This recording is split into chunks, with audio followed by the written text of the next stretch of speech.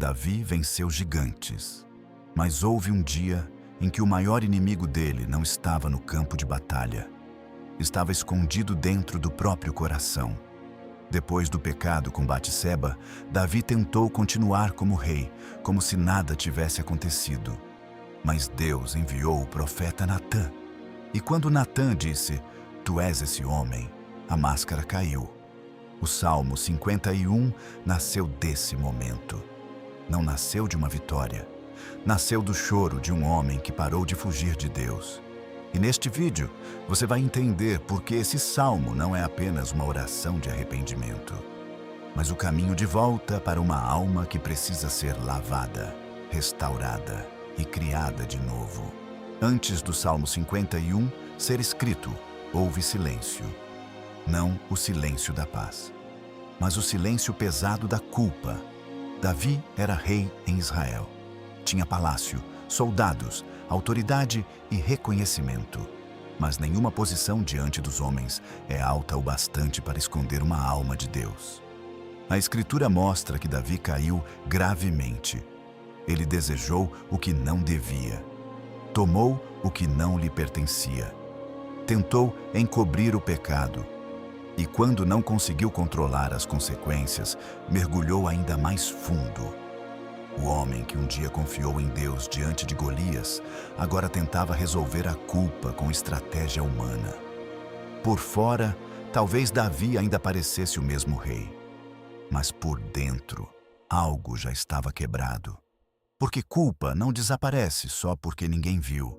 E pecado não deixa de ser pecado só porque foi escondido com sucesso.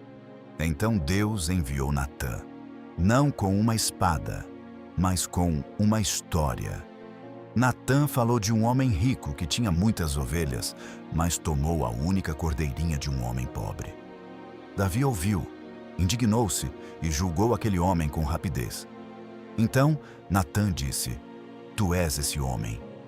Naquele instante, Davi não estava apenas diante de um profeta, estava diante de Deus. A mentira perdeu o abrigo. E da alma exposta de Davi nasceu o Salmo 51. O salmo começa sem defesa. Davi não apresenta desculpas. Não tenta explicar sua pressão, sua solidão ou sua fraqueza. Ele começa pedindo misericórdia. Ele apela ao amor leal de Deus e à grande compaixão do Senhor. Pede que sua transgressão seja apagada. Esse é o primeiro sinal do arrependimento verdadeiro. A alma para de negociar com a culpa. Davi pede para ser lavado, pede para ser purificado. Ele sabe que o problema não está apenas em sua imagem pública, está dentro dele. Ele não pede apenas, "Conserta o que eu fiz." Ele clama, "Lava o que eu sou." Então Davi reconhece que sua transgressão está sempre diante dele. Existe uma culpa que acompanha a memória. A pessoa tenta dormir, mas lembra. Tenta seguir, mas lembra. Tenta orar, mas lembra. Davi para de tratar o pecado como acidente e o chama pelo nome. Ele reconhece que pecou contra Deus e entende que precisa de mais do que perdão externo. Precisa de transformação interna. Por isso declara, Deus deseja verdade no íntimo. Não aparência religiosa, não máscara espiritual. Verdade no lugar onde ninguém aplaude. Foi ali que Davi foi encontrado, e é ali que Deus começa a restaurar. Davi pede para ser purificado com hisopo. Essa imagem vinha dos ritos de purificação de Israel. Ele não está pedindo apenas alívio emocional, está pedindo para ser limpo diante de Deus. Ele clama para ser lavado até ficar mais alvo que a neve, porque há manchas que o tempo não remove. Há culpas que distrações não apagam. Davi sabe que não pode limpar a si mesmo.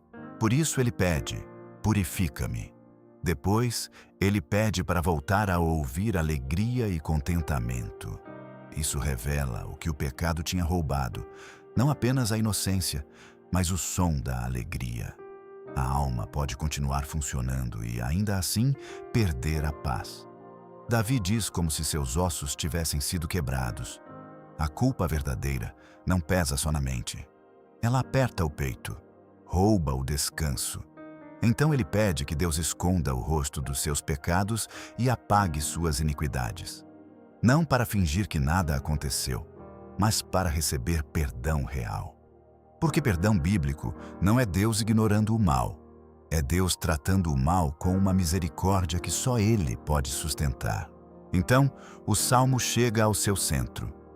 Davi ora: cria em mim um coração puro. Ele não pede apenas uma segunda chance, pede um novo coração. Porque uma segunda chance nas mãos do mesmo coração velho pode apenas repetir a queda com outro nome. Davi pede que Deus renove dentro dele um espírito firme. Ele sabe que não consegue fabricar pureza sozinho. Não consegue reconstruir a alma apenas com força de vontade. Não consegue voltar a ser inteiro, apenas prometendo que nunca mais fará aquilo. Ele precisa que Deus crie algo novo dentro dele. Essa é uma das verdades mais profundas do Salmo 51. O coração humano não precisa apenas de conselho, precisa de criação. Não precisa apenas de vergonha, precisa de redenção. Davi descobriu que o problema era mais fundo que um ato, era o coração, e por isso a cura também precisava ir mais fundo. Depois de pedir um coração puro, Davi faz um pedido ainda mais profundo. Não me lances fora da tua presença. Não retires de mim o teu espírito. Esse pedido carrega memória. Davi conhecia a história de Saul. Saul também tinha sido rei. Também tinha recebido autoridade. Mas endureceu o coração. Apegou-se ao poder, mesmo quando já estava distante de Deus. Davi sabia que o pior castigo não era perder o palácio. Não era perder a coroa. Era perder a presença. Aqui aparece a diferença entre remorso e arrependimento. O remorso sofre porque foi descoberto. O arrependimento sofre porque feriu a Deus. O remorso quer recuperar a imagem. O arrependimento quer voltar para a presença. Davi, então, pede que a alegria da salvação seja restaurada. Porque existe um ponto em que a pessoa ainda sabe falar de Deus, mas já não se alegra nele. Ainda conhece as palavras, mas perdeu o fogo. Por isso, Davi pede que Deus o sustente com um espírito disposto. Ele sabe que ser perdoado não basta. Ele precisa ser sustentado pelo Senhor. Depois de pedir restauração, Davi olha para fora. Ele diz que, se Deus o restaurar, ensinará os caminhos do Senhor aos transgressores, e pecadores poderão voltar para Deus. Isso é forte porque a graça não transforma o pecado em troféu, mas pode transformar a restauração em testemunho. Davi não está dizendo que sua queda não importou. Está dizendo que, se Deus o levantar, sua vida quebrada poderá apontar outros quebrados para a misericórdia. Então ele pede livramento da culpa de sangue. Davi sabe que sua queda teve consequências graves. Houve feridas, houve morte, houve dor. Mas ainda assim, pede que sua boca volte a cantar a justiça de Deus. E então ora: abre os meus lábios, Senhor, e a minha boca anunciará o teu louvor. Até o louvor verdadeiro precisa ser reaberto por Deus. Davi não quer apenas cantar de novo, ele quer cantar como alguém restaurado pela verdade.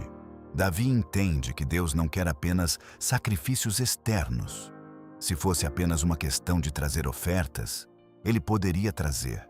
Ele era rei, tinha recursos, poderia fazer cerimônias. Mas naquele momento, Deus queria algo mais profundo. O sacrifício agradável ao Senhor era um espírito quebrantado. Um coração quebrantado e contrito, Deus não despreza.